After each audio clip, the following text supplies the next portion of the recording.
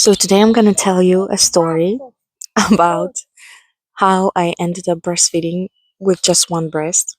Before I encountered it myself, I never knew it could happen, and I never met anyone who would go through that. And to be honest, it never actually crossed my mind, like, okay, I'm moving inside because it's too cold outside. All right, so before I get into all the nits and grits of the story, I just want to tell you straight away why I think I lost the supply on one of my breasts. And I think it's because of exercise. And surprisingly, like if you read information online, everything is pro exercise. Like it's all rainbows and flowers. Like if you're gonna start exercising, you might even supply, like increase your supply. When my first was born, I obviously wanted to breastfeed, and I thought that I was prepared. I had ordered this haka thing. I wanted to collect my letdown so that I can freeze the milk and use it for later. In case I leave her with someone. When she was born, I started using this haka thing, and the thing that I didn't know was that this haka, it works like a pump, um, because when you let your let down happen naturally and you just collect whatever happens, um, you don't interfere with anything essentially. But that haka thing, it suctions on your breast and it kind of pulls the milk out. I was using that a lot. I was also pumping when I would feel that my breasts are engorged and my daughter is not ready for a feed, and it would happen very sporadically, chaotically. There was no system, it was just all mess. And on top of that, my daughter, she wouldn't spend a lot of time on the breast. She would be done in 5 minutes. Like she would, I don't know, maybe she was full that quickly, or she just didn't like chilling on the breast. So she wouldn't spend a lot of time there, and I would just use that time to pump and to use all of the devices. That led to a lot of issues like mastitis. It would happen to me all the time. Like, no, I mean, the clogged ducts would happen a lot, but the mastitis, the actual infection, it happened to me 3 times. And eventually I was kind of hanging on a thread there because there was one instance that I left my daughter with my mom and I was away for a couple of hours and I missed one feeding. I fed her once I was back, and then my supply didn't just didn't come back. And I was so surprised because she was only 3 months and she only missed one feeding.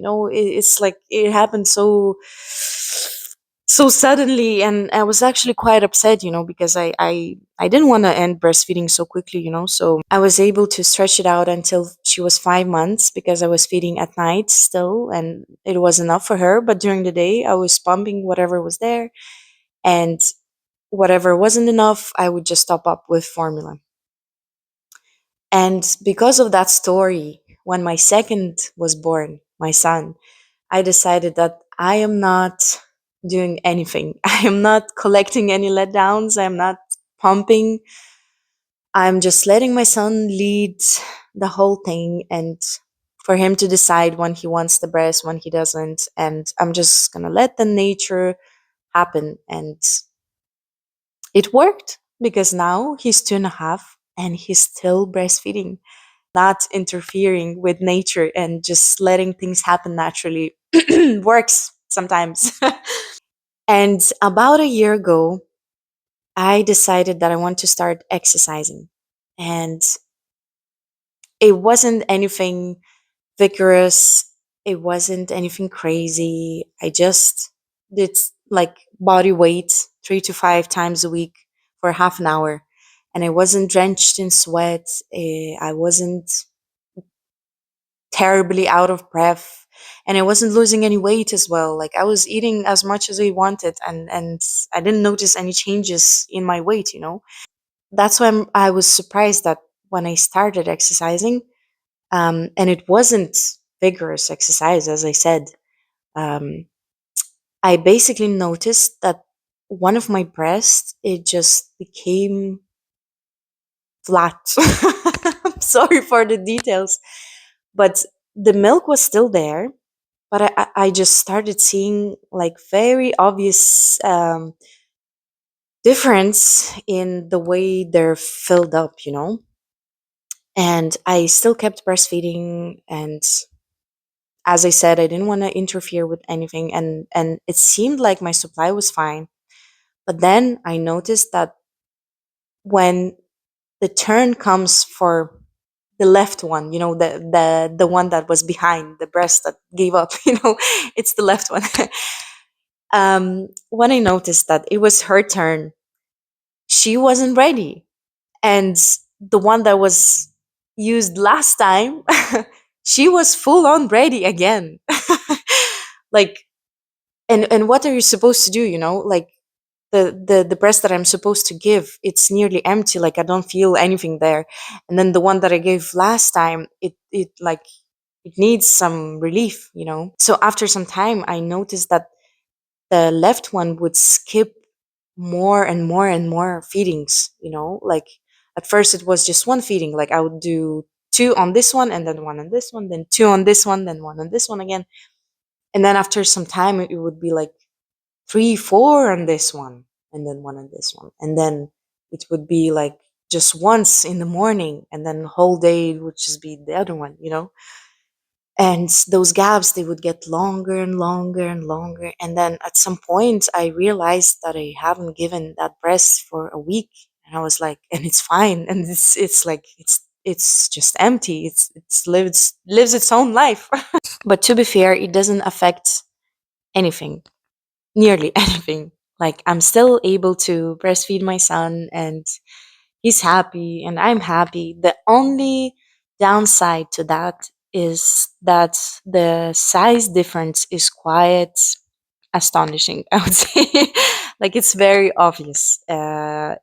Those who breastfeed, they know, like, when you breastfeed and when you don't breastfeed, your breasts are completely different animals. You know, it's really hard to find clothing that would mask that, you know. And I'm still wearing breastfeeding bras, so they're not that good at hiding the difference. And especially in summer, when you want to wear dresses or just light t-shirts and tops, it's really obvious. But I'm not worried about what other people think, because I see my breasts purely as means of food for my children. Like, I don't know, maybe it's the amount of years that I've been breastfeeding, but I kind of completely desensitized myself from breasts as from something that, like, gives me beauty or is something for a man. Or